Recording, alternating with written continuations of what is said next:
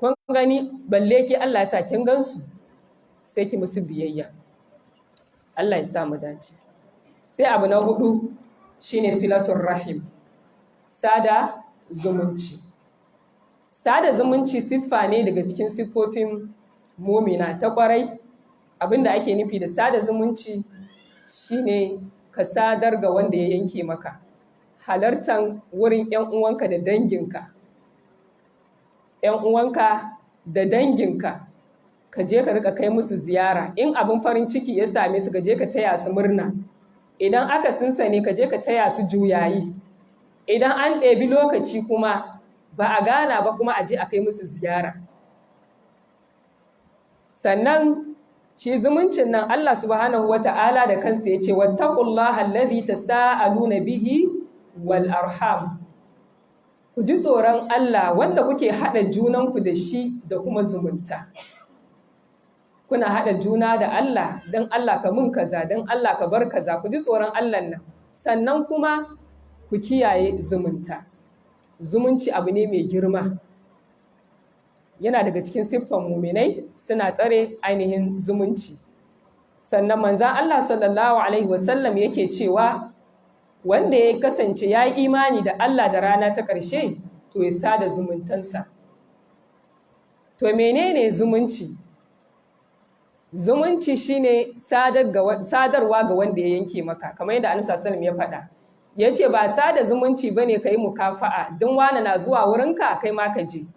Kamar yadda muke cewa yau kai wance fa ba nan ba, wance akwai kafa, kai ma yana samun ka zaka ga ta zo.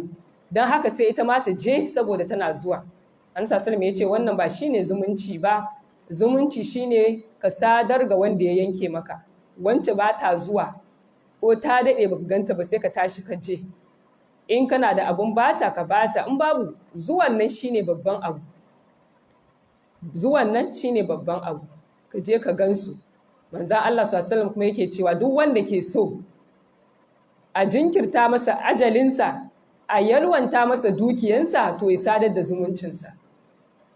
Ya zo kuma a cikin hadisin Abu Huraira ruwayan Bukhari yake cewa bayan da Allah subhanahu wata'ala ya gama halittan halittu baki ɗaya, sai zumunci ya miƙe ya tsaya ya ce ma Allah subhanahu wata'ala daga wannan matsayin ina neman tsarinka daga yankewa. Sai Allah maɗaukaki ya ce ba za ka yarda in sadar da wanda ya sadar da kai ba, in kuma yanke ma wanda ya yanke ma ba? Sai zumunci ya ce na'am, yana so. Sai Allah ya tabbatar da haka ɗin. Ma'ana zumunci ne da Allah ya halitta, shi ma zumunci halitta ne daga cikin halittun Allah. Bayan da Allah ya gama halitta karakaf gaba ɗaya, shine zumunci ya miƙe, ya nemi shi karan kanshi yana neman tsarin kar a yanke shi. Yana neman tsarin kada a yanke shi. Shine Allah maɗaukaki ya ce to ba za ka so in sadar da wanda ya sadar da kai ba, in kuma yanke ma wanda ya yanke ma ba? Zumunci ya amsa. Allah ya ce to wannan shi ne. Idan mutum yana sada zumunci, Allah ma zai sada shi da rahamansa. In kuma yana yankewa, zai yanke shi daga rahamansa. Allah ka ba mu ikon gyara zumuntanmu. A yau mun wayi gari abubuwan sun canza. Zumunci ba a yi. Galibi ma musamman in mutum bai da ƙarfi, bai iya cewa gashi, sai a ga shi ma sai a manta da shi. Ba a sa shi cikin dangi sai abu ya zo. To wannan kuskure ne. Shi ya kamata ma a rika sadawa don a rika sassauta masa ya rika jin saukin abin da yake ji. Sannan kuma wani abin da ake yi dangane da zumuncin, sai ka ga wanda yake ba wanda yake dan uwanka bane, bare ne, sai ka ga ka sada shi so nawa, amma wanda yake na jikinka da Allah ya umarni baka je ka sada shi ba ko so daya. Haka ne? Sai gani wata kawarki ce a cikin makaranta da ya hada ku ko unguwanku daya, za a yi biki ta aiko miki, za a yi kaza, za a yi kaza, amma na ƴan uwa ne ba za su ganki ba. To wannan akwai buƙatar gyara. Mumina ta kwarai daga cikin siffofinta akwai sada zumunci.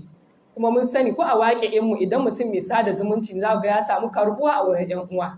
Wancan akwai zumunci, wancan akwai zumunci, saboda me? Abu ne mai kyau. don haka ya za mu yi mai zumunci, mukan ta koka ma lokaci ba lokaci muna da waya, wani lokaci za mu iya kira ta waya, sannan kuma mutum na iya ware rana ɗaya daga cikin ranakun da yake da shi ya yi amfani da shi akan sada zumunci, ko kuma cikin lokutan da yake fita ya je wasu wuraren sai ya yanke yau gidan wance zan je, cikin wannan fitan nawa zan je gidan wance. In mutum ya irin wannan tsarin zai iya, amma in muka dubi zuruf da ake ciki to ba za a yi zumuncin ba, kuma mun ji illan da ke cikin sada zumunci. Allah ya ba mu ikon gyara zumuntanmu. Sai abu na gaba shine qira'atul Qur'an wal amal bihi.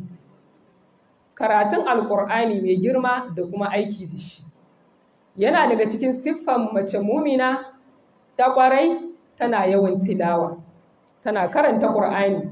Allah maɗaukaki na cewa innal ladhina yatluna kitaballah wa aqamus salata wa anfaqu mimma razaqnahum sirran wa alaniya yarjuna tijaratan lan tabur.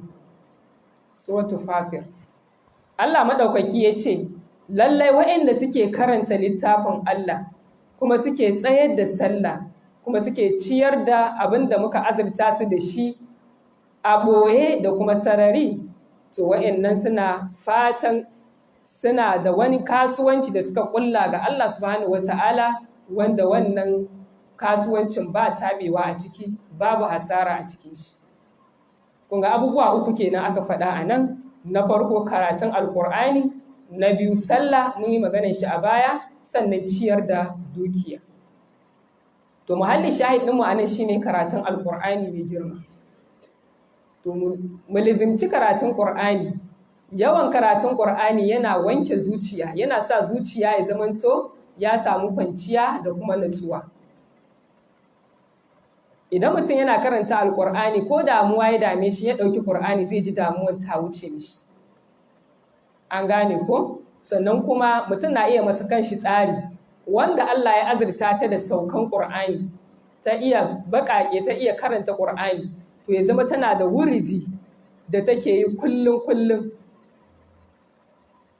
Mafi ƙaranci in dai kin riga kin sauke Ƙur'ani, a ce to a duk wata ki sauke. Ina ka ce duk wata ki sauke, izifi nawa kenan kullum? Izifi biyu ko? Kina iya izifi ɗaya da safe, ɗaya da yamma. Wata kin sauke. In kina da himma kuma, izifi 2 da safe, 2 da yamma. A sati 2 kin sauke. Akwai wanda Allah musu arzikin karatun Ƙur'ani nan da nan. An gane ko? To yana da kyau mu lizimci yawan karatun Ƙur'ani. Kariya ne a gare mu idan muka yawaita ne ainihin karatun Ƙur'ani. Akwai hadisin Abi Umamah al-Bahili radiyallahu anhu da yace naji manzon Allah tsira da amincin Allah su tabbata a gare shi yana cewa ku karanta Alƙur'ani domin lallai shi zai zo ranar alkiyama yana ceto ga masu karanta shi. Ƙur'ani zai zo yana ceto. Ta yi mu ceto, ta ya zai ceto? Yanda Allah subhanahu wata'ala zai ba ma mutane dama su yi ceto, haka ne zai ba mu wasu abubuwa dama su yi ceto. Daga ciki akwai Ƙur'ani. Ƙur'ani zai ce, ya Allah, na hana shi bacci da daddare, yana ta sallah da ni, yana karanta ni, ya Allah ka bani cetonsa. Allah kuma zai ba shi cetonsa. Allah sa Ƙur'ani ya cece mu duniya da lahira. Yawan tilawa yana da matuƙar muhimmanci, mu nizimci yawan karatun Ƙur'ani. Yau za ki ji wata tana cewa, ni yaushe rabona ma da karanta Ƙur'ani. Ta sauke ta ce yaushe rabanta da karanta Ƙur'ani, wannan kuskure ne. Ka yi laifi sannan kuma ka zo ka bayyana laifin nan. Bayyana laifin ma hatsarin shi ya fi wannan aikin. Domin lokacin da kika bayyana, ta yiwu akwai wata mai ɗan rauni, tana yi amma tana da rauni. Kina cewa haka duk sanda za ta ɗauko Ƙur'ani sai ta tuna wancan mata ce yaushe rabanta da karatu. Kin ga kin goga mata kenan ko? Saboda haka in mutum yana wani laifi da ya bai kamata ba, to kar ya bayyana shi a wurin wasu, ya shiru ya kyale.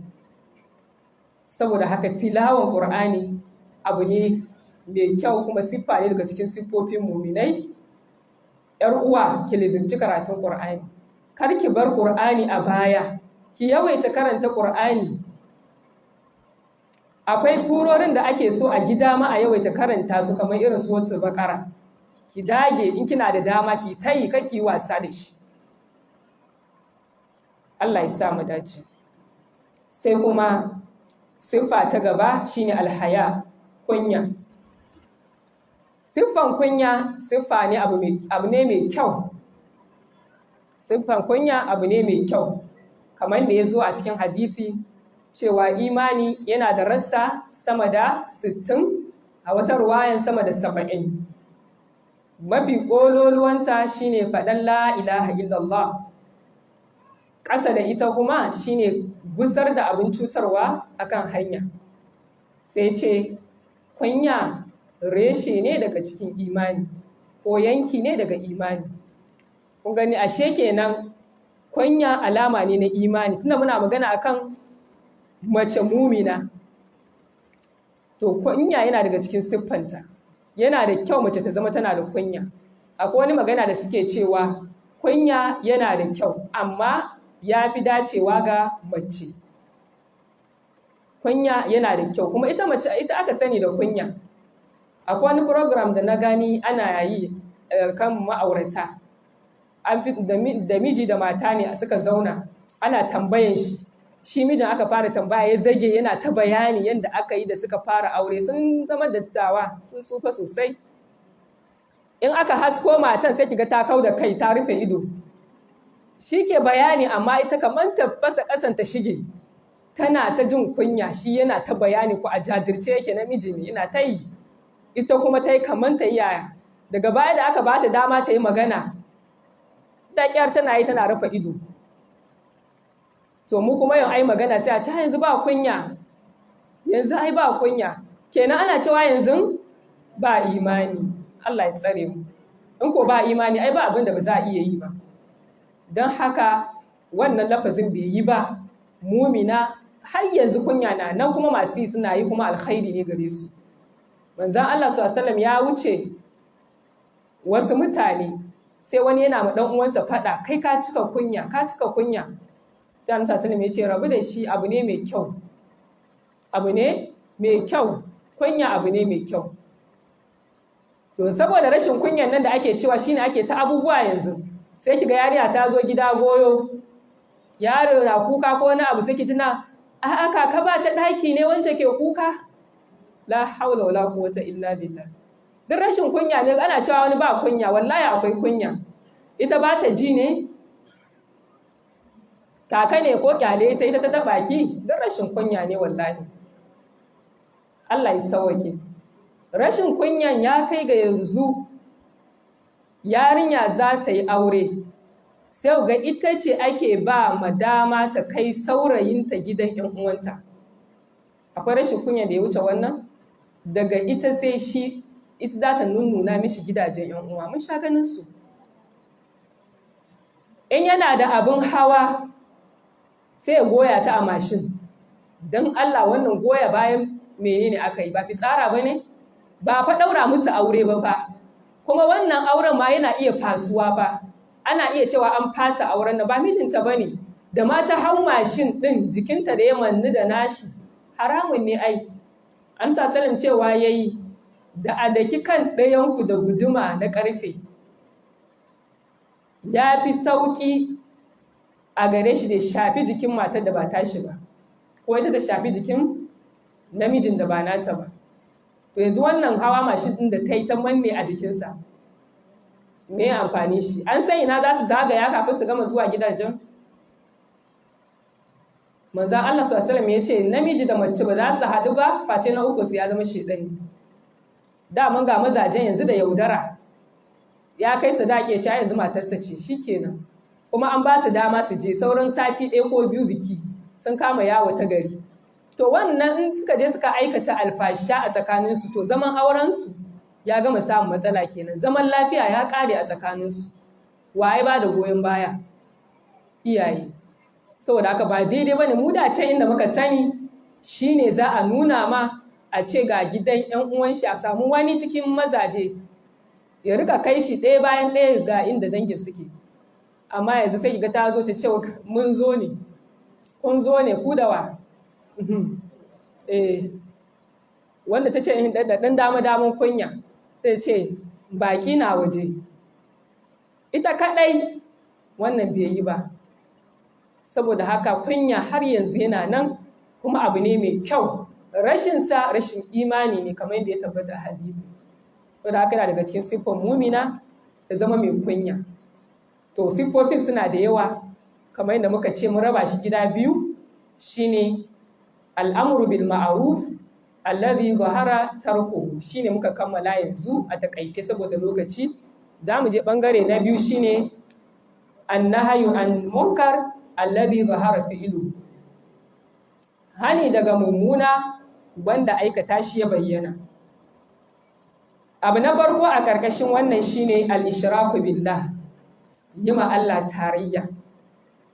Yima Allah tarayya shine mafi girman laifi a bayan ƙasa. Don wani laifi da mutum zai yi bai kai shirka ba. To ita mumina ta kwarai ba ta ma Allah subhanahu wata'ala tarayya, saboda ta san Allah maɗaukaki ya ce a harshen annabi Isa alaihi salatu wassalam, innahu man yushrik billah faqad harrama Allahu alaihi aljanna wa ma'awahu an-nar wa ma lidh-dhalimin min ansar. Allah maɗaukaki ya ce lallai yanda al'amarin yake, wanda ya ma Allah subhanahu wata'ala tarayya, to hakika Allah ya haramta masa aljanna, kuma wuta ita ce makomansa. Azzalumai ba su da mataimaka. Mumina ta kwarai ta san wannan, saboda haka ba ta ma Allah tarayya. Duk abin da ya dame ta, Allah take fawwada al'amarinta zuwa gare shi. Allah take roƙo ya yaye mata, domin shi ya fi ta sanin halin da take ciki. Tana tashi ta yi sallah, ta kai kukanta zuwa ga Allah, tana koyi da mata magabata irin su Khawlatu bintu Tha'laba, da matsala ya dame ta ta kai kukanta wurin Allah, Allah kuma ya ji ya share mata hawayenta, ya zama karantarwa ga duniya baki daya. To haka mumina ya kamata ta zamanto, ba ta rika zuwa tana gaya ma kawai, wani lokaci ba da labarin shi ke kawo a ziga ta je gidan boka, ta rika shirka. Sannan 'yan uwa mata, kamar yadda malamai suke faɗa, in al'amari ya zo na irin wannan shirke-shirken, aka ce wani ya bayyana yana ba da magunguna, babu waɗanda suke dandazon zuwa wurin nan kamar mata. Yanzu akwai wata unguwa cikin garin nan da wani ya fito, suna kiran shi da sunan karatun da yake musu. Ya ware wasu ranaku ne na musamman da yake zuwa, wai na cire musu shedanu.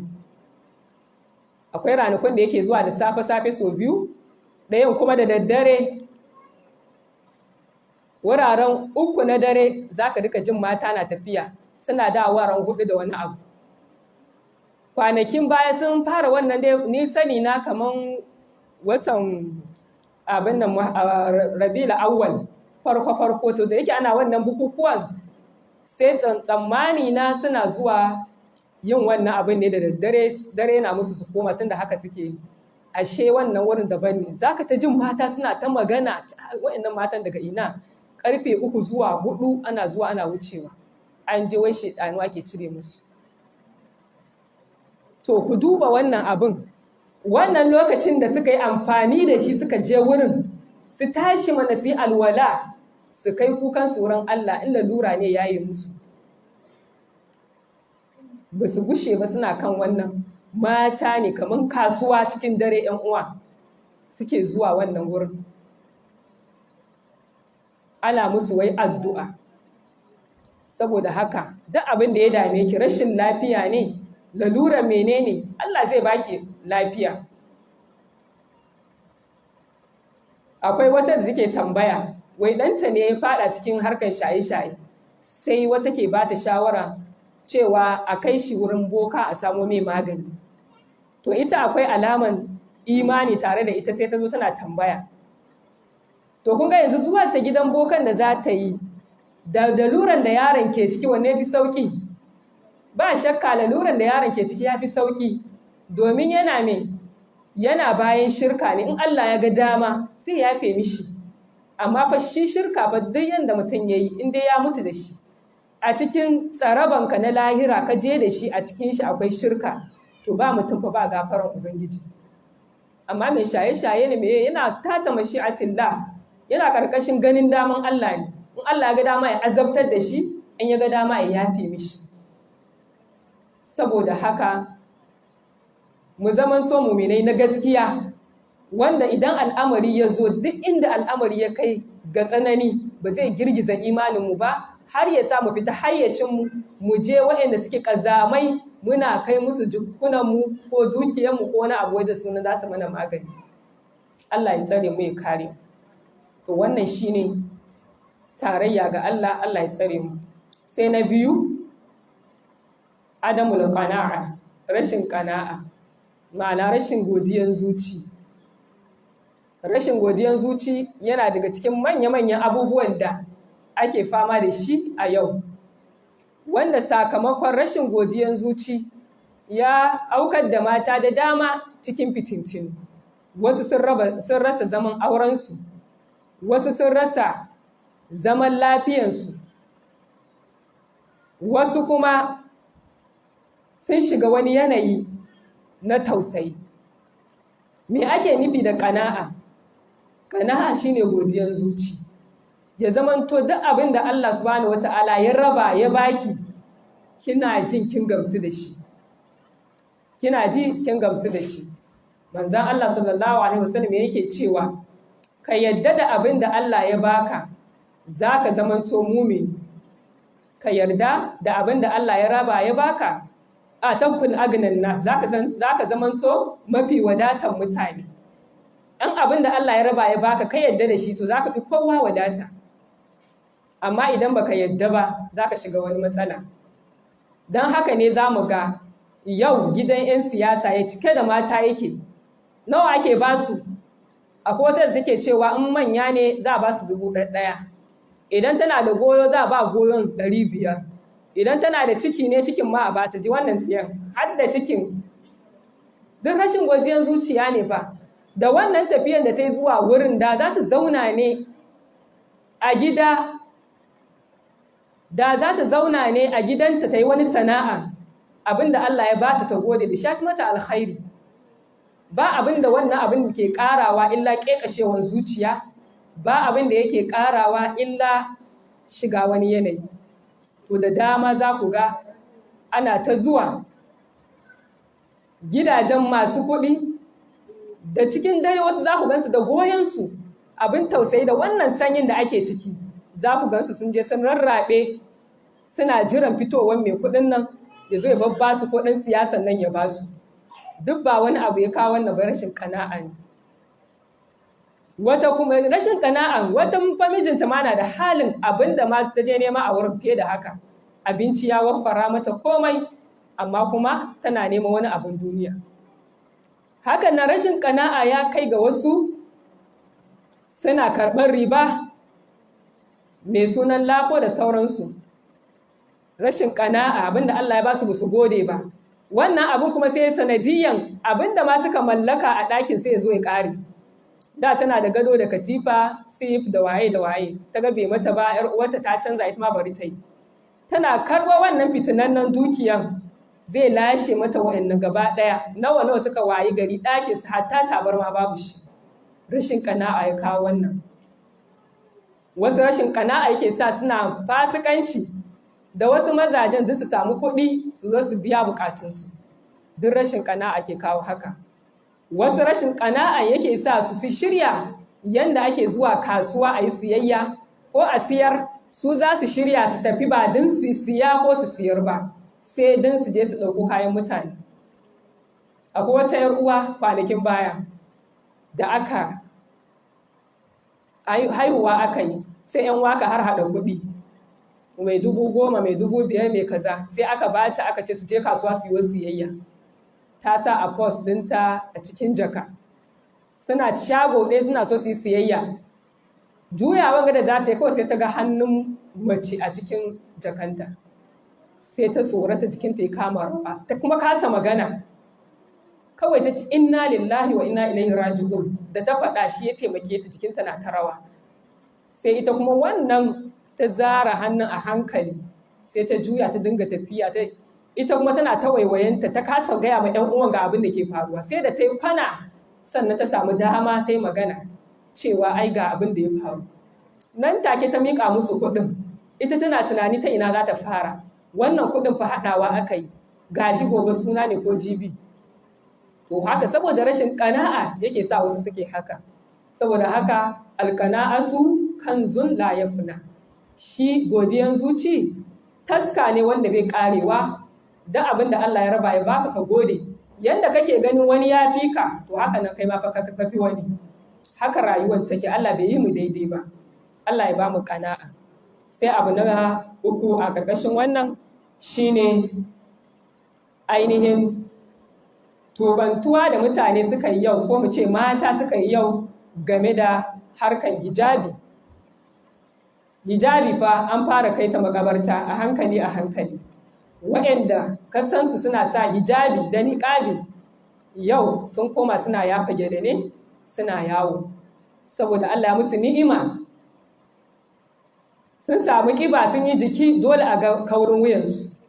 In ko suka sa hijabi ba yadda za a ga kaurin wuyansu, don haka suka sadakar da ainihin fishin Allah subhanahu wata'ala da zai yi da su akan yardan Allah madaukaki, suka yadda hijabi. Sai kuma abin da ya shafi raye-raye da wake-wake na fasikanci, musamman lokutan bukukuwa. A lokacin bukukuwa aka fi yin wannan, wata ma tana da hijabinta, amma da yake ba mumina ta gaskiya ba ce, idan aka tashi bikin manya to nasu shigan daban ne, da aka ta ji a rena ta, da aka da gele za ta. Da gele za ta je, kar a rena ta idan ta je da ainihin hijabi. Saboda haka wannan abin da aka samu saukinsa, Allah ya mana rahama, aka wuce wurin aka fara sa hijabi tun ana tsargon masu hijabi, ya zamanto yanzu ana son hijabi, to yanzu an wayi gari kuma abin ya sake dawowa a hankali ana jefarwa. Wata ma tana aure ne da hijabi da niqabi, in ta fito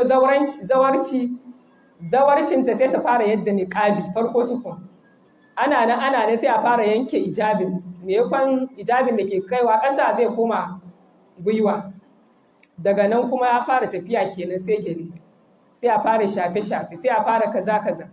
Wataƙila kuma rayuwan kankani ya rage miki biki sani ba.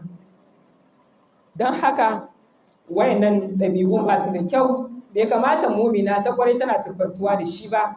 Sai abu na hudu a ƙarƙashin wannan shine hannu da iyaye suka cire akan tarbiyyar 'ya'yansu. Da yawa yau iyaye ba su damu da tarbiyyar 'ya'yansu kamar yadda shari'a take so ba. An yi ƙasa a gwiwa sosai yanzu game da tarbiyyar yara, wanda ya sa yara yanzu cikin abin da suka ga dama.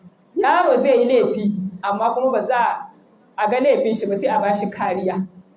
A ba shi kariya, a ce kai ya yi jarima ya yi, ko sata ko wani abu makamancin haka, sai iyaye su ce duk yanda aka yi da kai kar ka amsa, ka ce ba ka yi ba. Ko kuma an kama shi sai a haɗa mishi lafiyayyen abinci a kai mishi, ta yadda in ya sake fitowa ci gaba da yi. Ko kuma ba wanda ya isa ya mai magana, ba wanda ya isa ya yi mishi magana. To tarbiyya kuma ba na mutum ɗaya ba ne, dole sai an taimake ki, komin ƙwarewanki sai an taimake ki. To duk lokacin da kika ce kan wani ya ma 'ya'yanki magana, to ki sani wata rana kanki za su yi. Allah ya shirye da mu. Magana kan tarbiyya yara abu ne, darasi ne mai zaman kansa, haskawa ne ko muka yi, saboda ya zo a ƙarƙashin annahyu anil munkar alladhi zahara fi'lu. Sai abu na ƙarshe a ƙarƙashin wannan shine tanawulul mukhaddarat, shaye-shaye na ƙwayoyi na zamani, wanda wannan masifa ce mimma ta ummu bihil balwa, ya shafi maza ya shafi mata. Wai mata waɗanda suke da kunya, suke da matsayi da daraja, su ne yau suke shaye-shaye, ba 'yan matan ba, ba matan aure ba.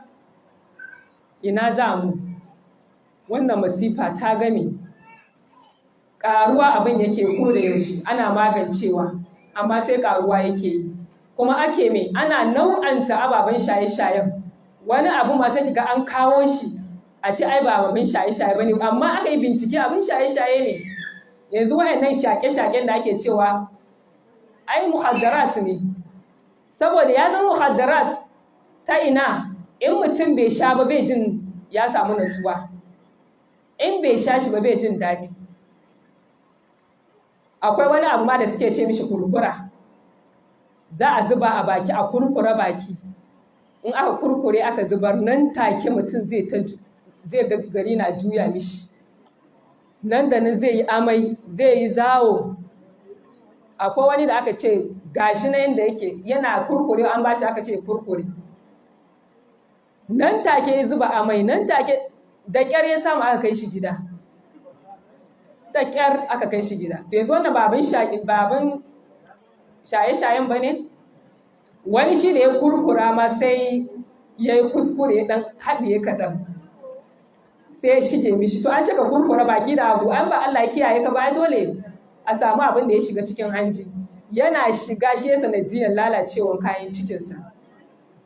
Kafin ya rasu haka aka dinga zuwa asibiti ana kashe magudan kuɗi, ana ta kashe kuɗi, iyaye suna ta taimaka, 'yan uwa don dai a ceci rayuwarsa.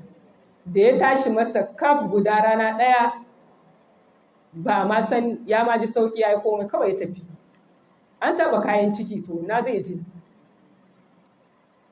Saboda haka abubuwan shaye-shaye suna da yawa, ba sai wanda yaran da suke sha a ce sun wannan ba, suna da yawa ga sunan. Yanzu ku duba, za a ce ko ba wani abu bane a ce ka kurkura baki da abu, akwai magana a ciki. Saboda haka wajibi ne mu kare kanmu daga wannan. In mutum ya rasa hankali fa ya zama ba mutum ba kuma.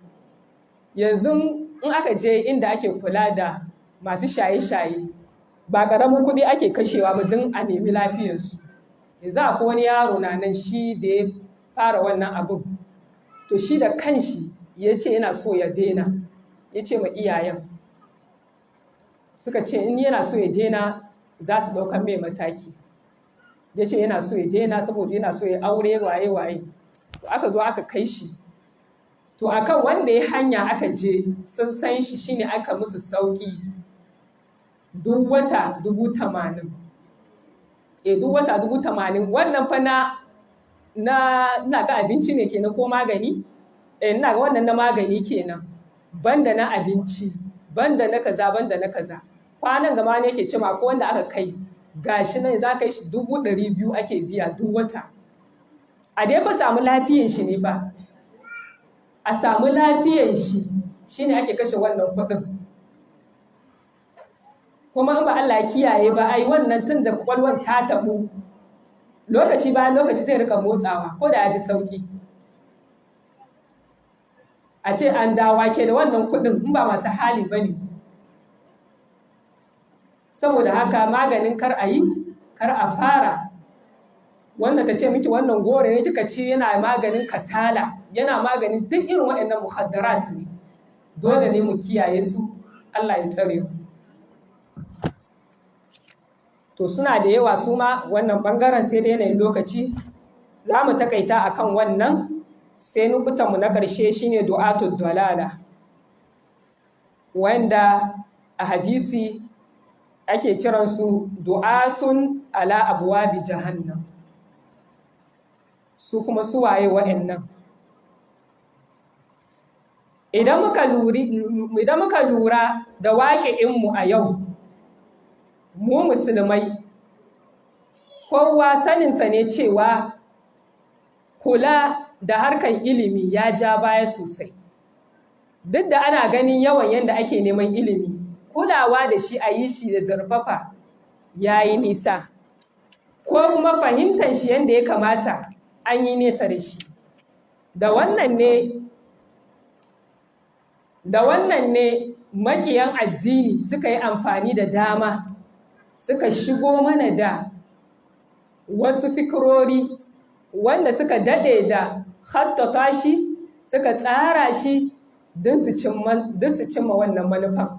Suka yi amfani da wannan dama suka rika shigo da abubuwa a cikin musulunci ya yi ma ainihin musulmai tasiri, kuma sun cimma wannan manufan nasu kaso mafi girma, saboda su tun tashin farko su suna da fikiran suna so su cimma abu kaza nan da shekara 200 mai zuwa za su rubuta, ko da su rayuwarsu bai kai ba, ai 'ya'yansu na tasowa za su ci gaba da gini akan inda suka tsaya. Su dai za su dasa bishiya, ko da ba su sha 'ya'yan ba 'ya'yansu za su zo su sha, su manufansu kenan. Don haka sai suka shigo da abubuwa da dama wanda za su ɓata ainihin tsarin musulunci da ya yi na neman ma mace 'yancin kanta, na ba ta 'yanci, na tsamo ta daga 'yanci na bauta, ma'ana daga bauta zuwa ga 'yanci, daga haramta mata wasu haƙoƙanta zuwa ga ba ta wasu haƙoƙanta. Suka fito da wannan tsari da suke kira da almusawa da kuma alhurriya, ma'ana 'yancin ɗan adam da kuma musawa shine daidaito. Abinda suke nufi da hurriya shine mace tana da 'yancin kanta, yadda namiji ke da 'yanci duk lokacin da ya ga dama ya fita a gidansa, mace ma tana da 'yanci duk sanda ta ga dama ta fita ba tare da izininsa ba. Tana da 'yancin ta gaya mishi abin da take so kuma ba dama ya ɗauki wani mataki a kanta. Tana da 'yancin ta aikata dukkan abin da take so a cikin gidansa. Sosai suka fito da wannan tsari na hurriya, tana da 'yanci. Tana da 'yancin lokacin da ya neme ta a matsayinta na matarsa sai ta ga dama. In ba ta ga dama ba, in ya tilasta ta, to ya mata fyaɗe kenan. Tana da 'yanci ta kai ƙaran shi. Ana fyaɗe a gidan miji? To ma shedanci ne irin nasu da suka shigo da shi, kuma da suka tallata wannan abin da dama ana ta karɓa. Ana ta karɓan wannan fikira ɗin. Ba lalura ba shi ya fi zama alkhairi gare ta.